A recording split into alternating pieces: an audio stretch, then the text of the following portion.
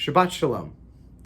I'd like to share a few words for Shabbat Nachamu, the name given to the Shabbat following Tisha B'Av.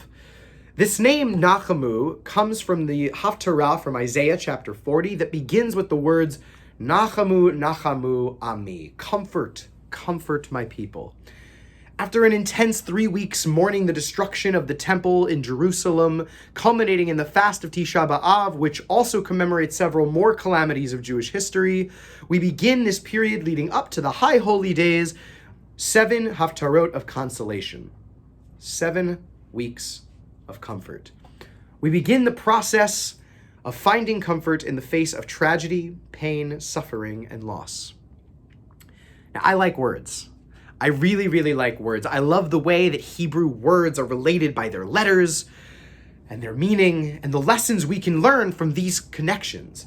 Nachamu is translated as comfort, but different constructs of this root, nachem, can shed light on what comfort really is. And thanks to an article published in 2008 by the Jewish Chronicle, I now know 2 other spots in the Torah that use a word with this root. Genesis 6:6, just before the flood, it tells that God nichem, that he had created humans after they started to corrupt the world. Nichem, it appears to mean something like regret. God regrets his creation.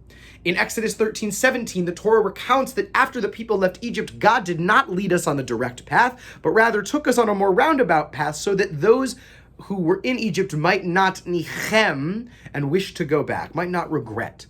Rashi explains the word nichem as thinking a thought, second thoughts. Regret is having second thoughts. Now, commenting on Genesis 6:6, Rashi adduces the other places in the Bible where the root of nechama occurs, and generalizes that all the cases involve machshava acheret, having a different thought. This is the common thread linking regret and comfort, thinking differently about a situation. Comfort begins when we can reframe the immediate pain of a loss in a larger, more encompassing picture or story. But if you're like me, you might agree that it's not always comforting when somebody else tries to show you the bright side. Rabbi Harold Kushner, in his bestseller, When Bad Things Happen to Good People, teaches how insulting it can be when someone tries to impose a reason or a lesson, a positive spin on ours or someone else's tragedy, loss, suffering, or pain. Now, I've spent a great deal of this summer doing clinical pastoral education at JTS, learning and practicing chaplaincy, the art of listening, seeing, holding, and accompanying people through whatever their troubles may be in a given moment. I, like many rabbis and cantors, do this work because I want to help bring comfort to people in their time of need. And if I've learned anything this summer, and I believe I've learned a great deal, it's that each person is capable of and responsible for discovering their own meaning in life.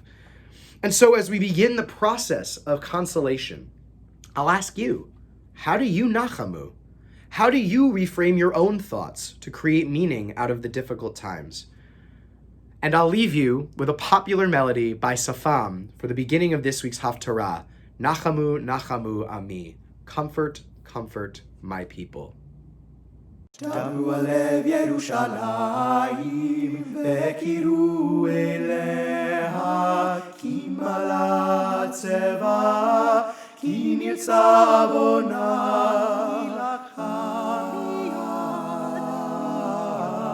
השם כפלאים קולותיה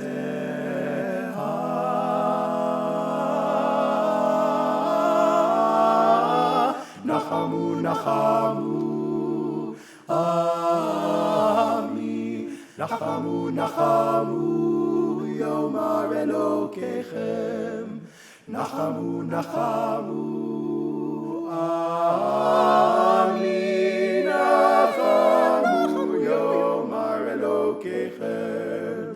Do do do do, do do do do, do do.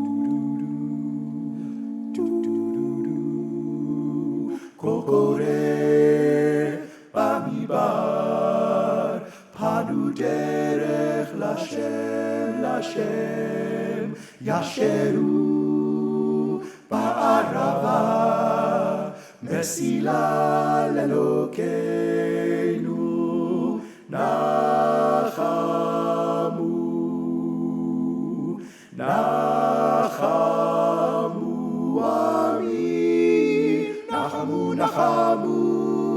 Ami, Nachamu, Nachamu, Yomar Elokechem.